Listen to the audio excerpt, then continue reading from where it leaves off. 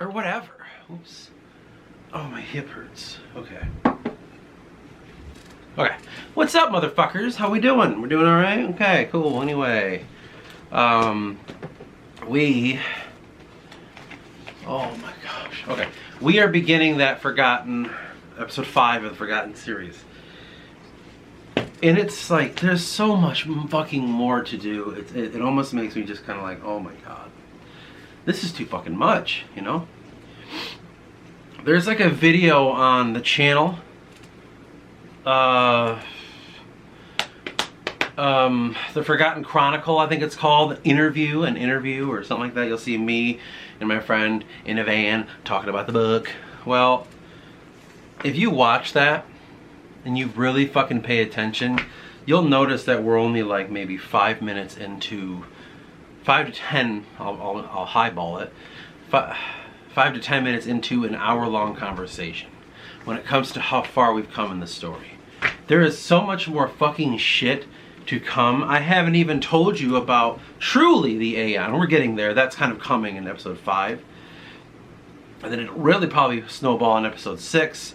But from that fucking point, we haven't even finished out the first season. And it's just, my god.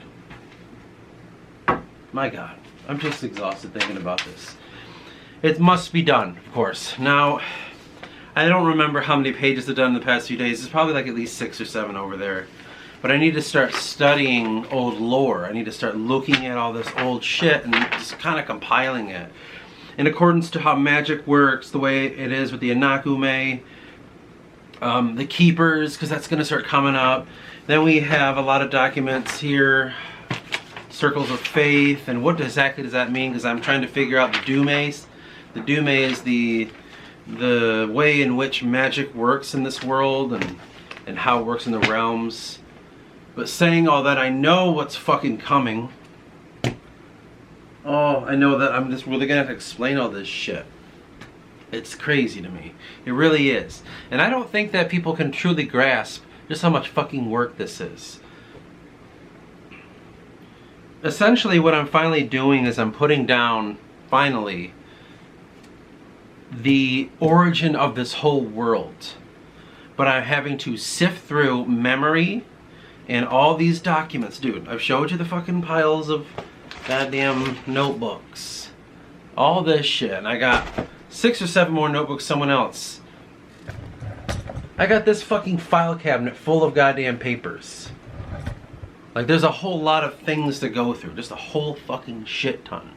Not only that, but the hundreds and hundreds of documents that are on my computer. I mean, we're talking 12 years of work here. There's quite a lot of shit to go through. Now, luckily, I'm somewhat organized.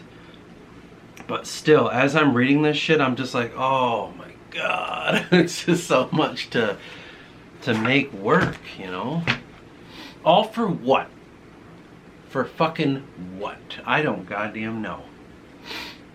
That really brings into question something in my mind that I'm just always thinking about.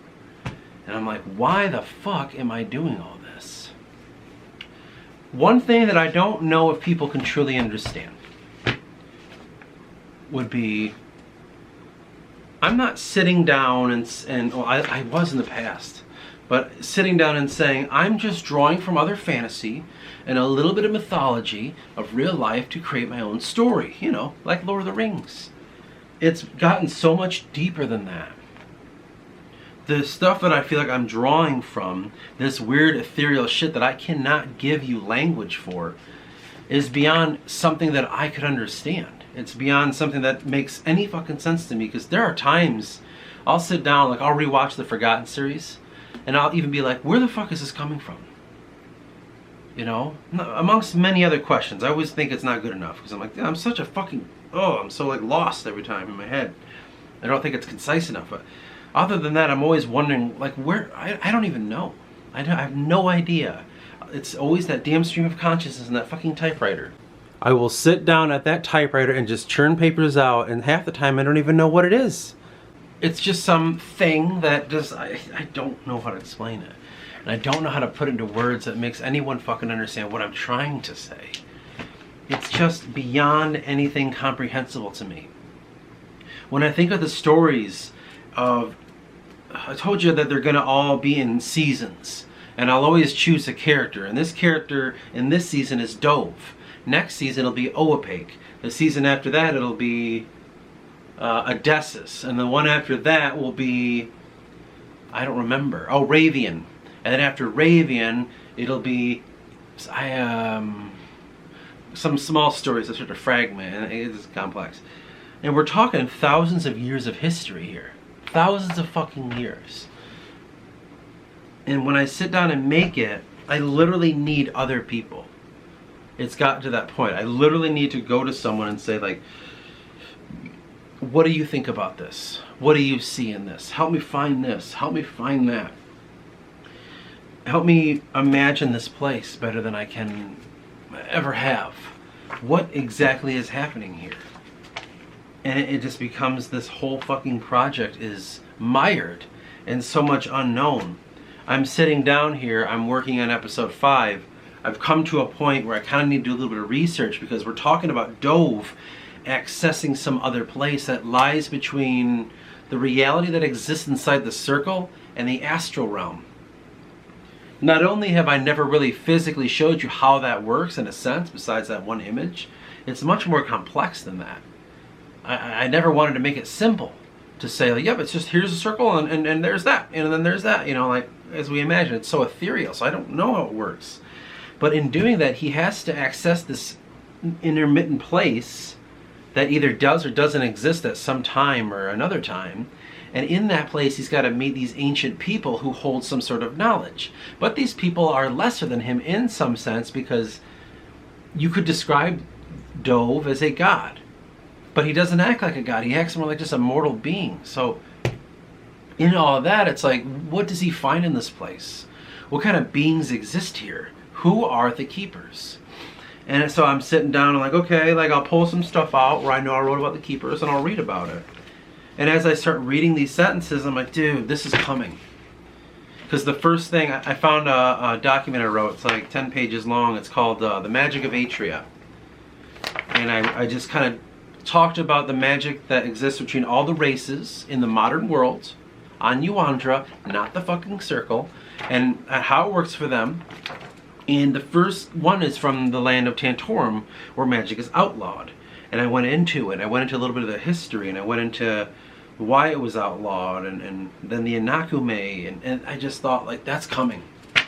I'm going to have to sit down and tell you, oh yeah, the Inakume were imbued magic because of something that happened in the other world. And in that magic, it does all these things. And because of that, Tantorum was tricked by a god in the forest, so they kind of deny magic. In fact, it's outlawed. And there are inquisitions that are looking for people that dwell within magic. And they're imprisoned. And I have to sit and tell you this shit. I know it's coming. It's coming. The history is coming. Do you know what I'm saying? And that I guess that paused me, and it just gave me one of those, like, oh my God, there is so much more work to be done.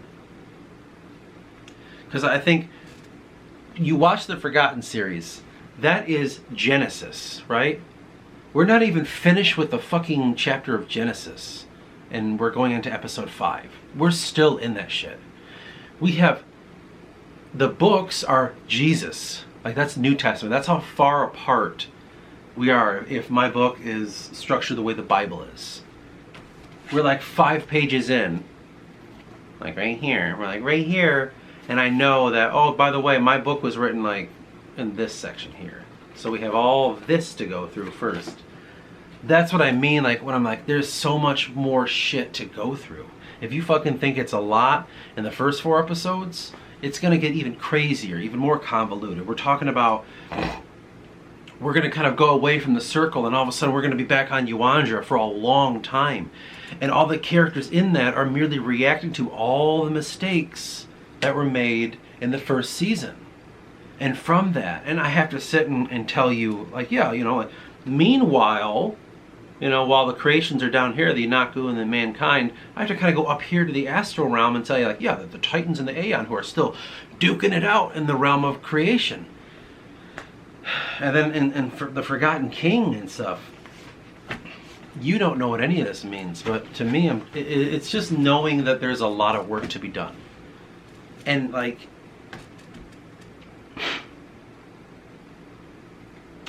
So over the years, I have been compiling this story. And I've been trying to set it up, in this right order. It was so foggy at first. We would work on things and we didn't know exactly what things were. And all of a sudden, I'd come to Jacob and say, I created something called the Titans. And he'd say, what are those? And we'd have to kind of make it and work with it. And we talk about how the cosmology of this world, and we try to structure it as best we could. And then I would have to go in and really focus that and make it even better. And then I'd make the Aeon, and then I'd have all these stories, and then that all happened. But meanwhile, we have hundreds and hundreds of pages of a bunch of other lore. And it was my job to lay all this lore out and say, okay, this happened in this age, this happened in that age, and this is this one. And it was just trying to work all this shit. It was just trying to find a way to say, how can I fit all this together? How can I take this new thing of the Titans and the Aeon? How can I mix that with Ravian's spell song Dovnik? How can I mix that with the story of Eris? What does Eris have to do with anything with this random fucking story called Tan? About the guy in the forest who was given fire. And it was just trying to piece all this together. He was given fire by Dove from the old stories. And that right there was Prometheus. And because they did that, this is the mankind, they were born in the dark forest. And if they were born in the dark forest, then what was mankind like outside of the forest? How does this affect the Inaku? And what is the consequence going forward? And a long story short, it was just so hard to make all this work. You have fragments of history and ideas and characters and all this lore that's fragmented over hundreds and hundreds of thousands of papers in an entire room that me and the guys would come up with. And then my job was to find it and okay, I'm gonna lay these in some sort of order that is a story. And that took me 12 fucking years to do. And it's only since the beginning of this series, the Forgotten series, that I finally said, okay, it's all laid out. I'm going to finally tell the fucking story. But there's another complication to that. And that's fucking interpretation. Trying to say, this is what the Titans did. They made this world, and this is what happened. Totally contradicts certain cultures inside the book. The story of the Forgotten, as you know it so far, contradicts everything that Jacob's people understand. They probably would hear the story and be like, that sounds like a Naku bullshit. There's no way that that's the real story. The real story is this. And he has his own interpretation of it. Kevin's people don't have the same understanding of it. So it's my job to keep straight the different factions of thought, the different schools of thought. If I were to say, Oapake is the freer of the city, the freer of the AOC, and the one who allowed transcendence through the guidance of Dove to take them from the destructive hand of the Titans and place them in the realm of the mortals with the Inaku. And from that point, they were reborn. And in that rebirth, they lost all memory of the other place, but they still hold the magic power. And they were left quietly inside the darkened forest, guarded by the bearded pygmy. If I tell you that, which you'll see it come, you ask Jacob, hey, what are the origins of mankind? How does that begin? And that's the co-writer of this. These, fucking his name, makes all this, oversees all of it, sets all these things in motion, accidentally lets the Aeons in. The Aeons are doing what they're doing. He panics, and now he wants to turn out the lights. And Dove says no. And Dove does what a Prometheus would do. He reaches down to the things below and gives them the power to combat their gods. And in that, the Forgotten King becomes, when he creates humanity quietly down there, in a dark place, and dark intentionally, created specifically, because if we understand Dove also has something to do with the forests. Yeah. Why would Dove create a place that he can't see? Right. Yeah, I know. He can't tell Theseus what he doesn't know. Yeah. These. Yeah. You can't tell him. You can't see it. What do you mean? There's nothing going on in there. I can't see it. What could be going on down there? I see everything. Yeah. It's a lie he's telling himself to protect his partner, to protect the person he's working with, because he knows, he sees everything down here. He's been watching it this whole time. And this place, Titans create constructs. The Earth is a construct to them. It's like a Ooh, that's a good idea. clay pot. I already know where you're going. I like this. These guys do things about a tumultuous ocean of things. Everything's fleeting, nothing's permanent, and we do stuff. And it happens to be destructive, but only because we're just doing things with it. That's entropy. You know? And you introduce these two things without the rest of the balance in play, well, now you have to create that balance, because entropy will eat out the construct. He would probably tell you something totally fucking different. It's kind of similar. Kind of. But something different in a way. Kevin would say Dove is the Whisper. He is the bad guy. I thought he was too until I started thinking about him. I'm like, well, what is the Whisper? And then that became a fucking problem. The Whisper comes across as the devil. Trust me, you'll see it when the time comes. You'll think that's the devil of the story. That's the demiurge. But then the more you listen, the more you realize, like, maybe he's not. It just seems dark. I don't know. And it's like, my point is how complex this story is.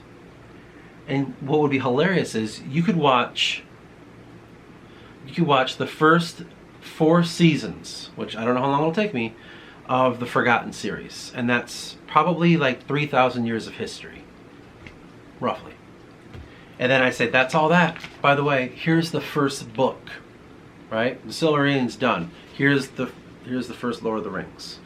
You read it, front to back, and you'll be like, what did all that history have anything to do with this? I guess there's parts that make sense, but none of that came up. And then I'm like, oh, I don't know, but here's book 2. And then you read book 2 and you're like, okay, kinda, but this is totally different. This is like, these people are claiming something totally different with Opaque. They're claiming something totally different about Dove. The Whisper seems to be evil, right?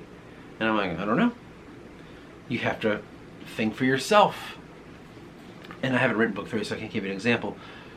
But my point is saying, it would probably come across as like, what the fuck was the point of all this? And it's my job to figure out how to make all that work and how to say that this is all happening. And it's a lot of pressure. It really is. And again, it makes me come back to that same question. Why the fuck am I doing all this? What the hell am I doing? Why? This is so much. This is so much effort. For what? But here's the thing that keeps it going. Whenever I show someone personally, because when people on these YouTube channels, they reach out to me, I have no problem reaching back out. And I form friendships with these people. I've made a few new friends that are wanting to help on the book, and I'm always like, fuck yeah, dude. Here, take it. When I tell them glimmers of it, or I give them examples, or they ask me, like, what exactly is Opaque? Or they say, what is the cauldron? Like, I don't understand the circle. And they ask me these questions, and I try my best to explain it. They all echo something that keeps me going. They all see something bigger in it. They all say, this story needs to be told. This has to be done. Because once you're invited into this, you'll see that it's got to be done. You cannot not do this. You have to fucking write this. So after we had established that we were going to write this book, following weeks and months after that, when we were playing the different gigs in our band that we had started, you had been writing in your journals, the very first ones, your dreams. You would wake yourself up out of your dream, and you would write in these journals. And to me, that was the first crumb of the legitimacy behind this, the effort that was going to go into this, the fact that sleep wasn't necessary, that it was just a part of this, an ingredient to the storytelling that is about to take place. I know we're not done with this book, so it's exciting to tell this tale, and to hear and see where these characters go is in and of itself another adventure. When this started to kind of happen, do you remember what it really was for you that you said, you know, I kind of want to do this? Because did I ask you? Did you offer? Did we mutually just, was it just happen naturally? Do you remember what made you think, fuck, I kind of want to do whatever this is? It's kind of hard to judge. Like, on one hand, I wanted to hang out just explicitly because I don't really have a connection to the rest of the Baker family, so we're like the last Weird two of our thing, generation.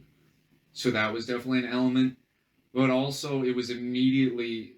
I used to write a lot in high school, and I'm not good at writing. But I'm really into characters. Yeah, that's like...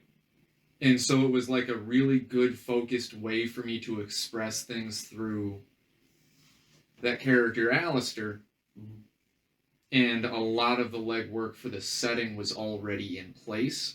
So I just kind of had to draw lines in the icing, not necessarily bake the cake. Okay.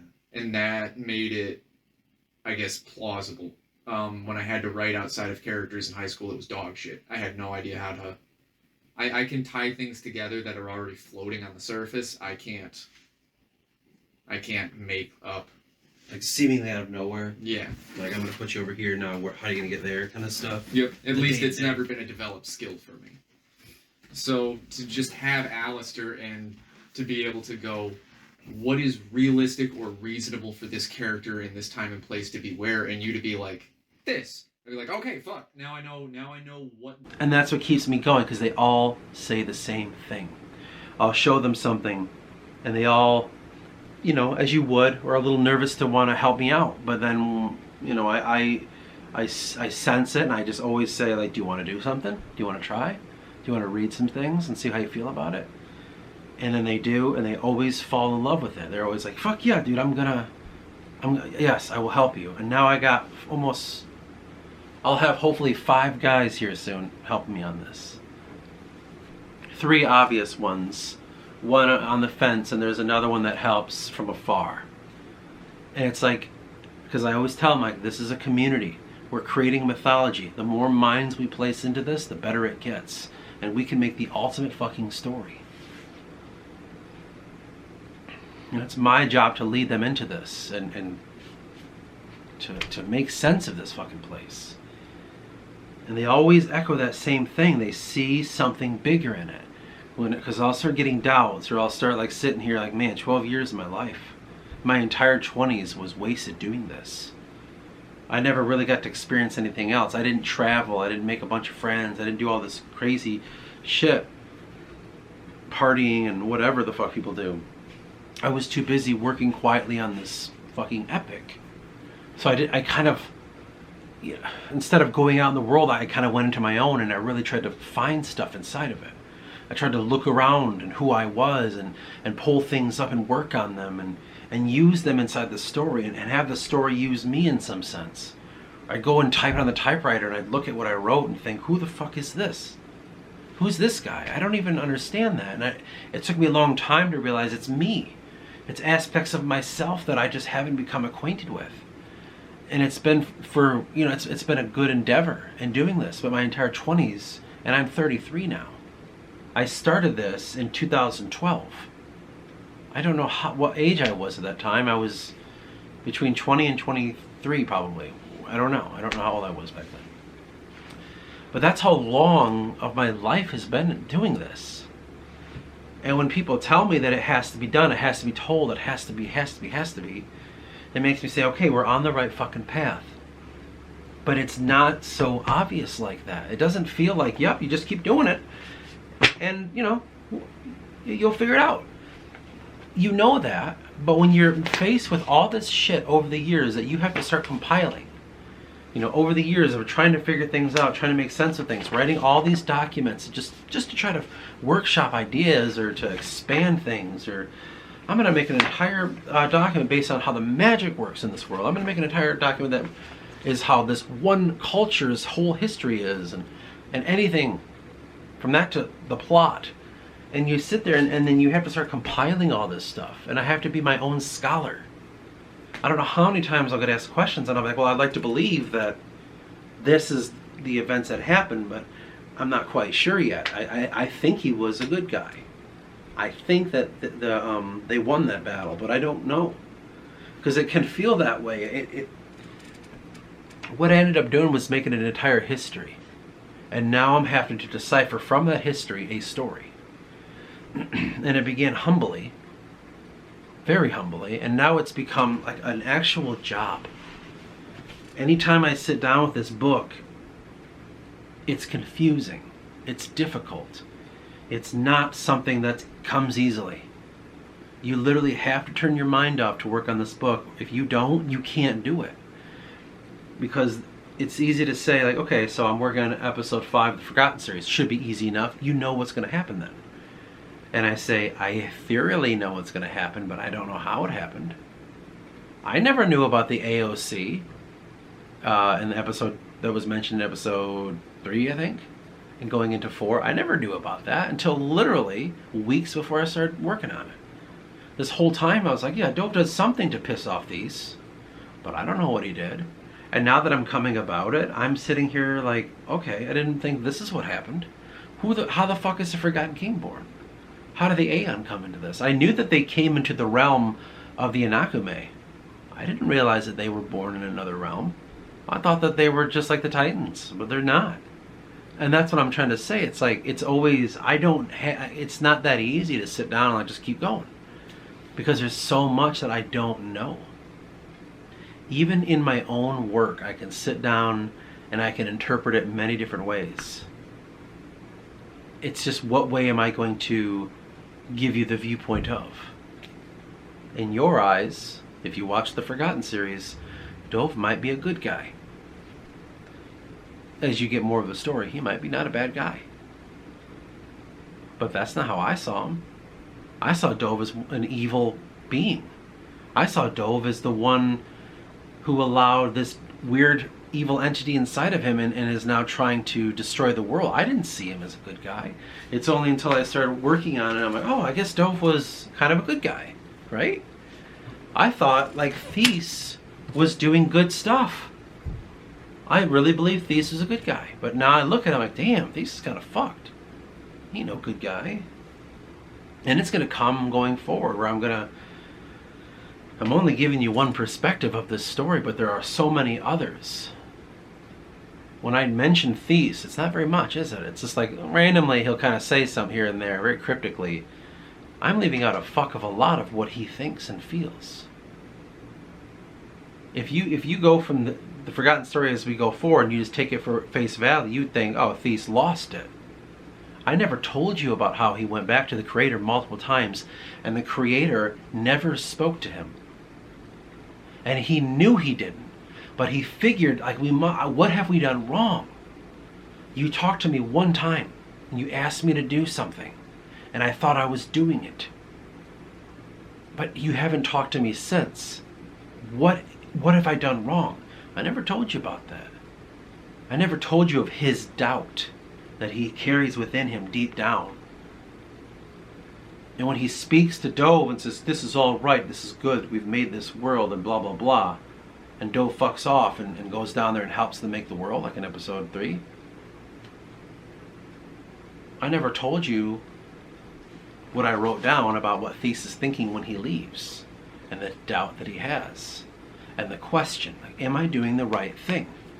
I think I am. I'm trying to help everyone, but am I doing the right thing? And you'll see in episode 5, you'll really think Thies is fucking evil because of what they do. Remember how we left off where Dove is saying, like, let me talk to Thies, he can stop all this crazy shit from happening.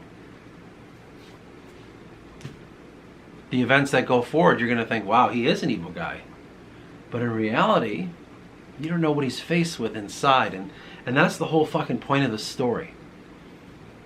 Every character does have a viewpoint. It's just, which ones am I going to choose to tell? If I rewrite this whole story and give you a perspective of Thies, you have a different story. If I tell you what Huron and Tyrn and all the other Titans think, you're not going to think the same thing. If I decide to choose Tanias instead of Odysseus. You have one whole different story. And that's kind of why I'm saying it can be difficult, because I know I have thousands of different stories all going in one, each in their own section. It's about trying to put them all together and say, hope to God that some fucking person will enjoy this shit, or respect it, or read it, or whatever it'll be. Listen to these stories. But it also is, why am I even, what's the fucking point of all this?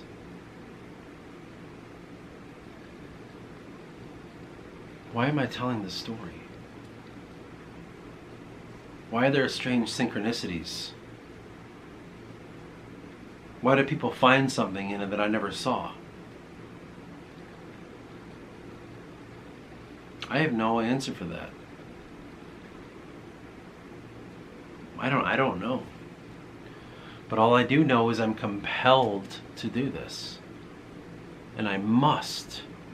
Because there's something on the other side of this that once I complete it, I don't know what'll happen, but I know something will happen. 2046. I don't know why, but that's that. So when we get there, the other side will be opened. What that means, I have no idea. But we just trust in it and we just go forward. So I'm going to do some reading. I'm going to do some writing. And soon enough, we'll have the 5th episode in due time.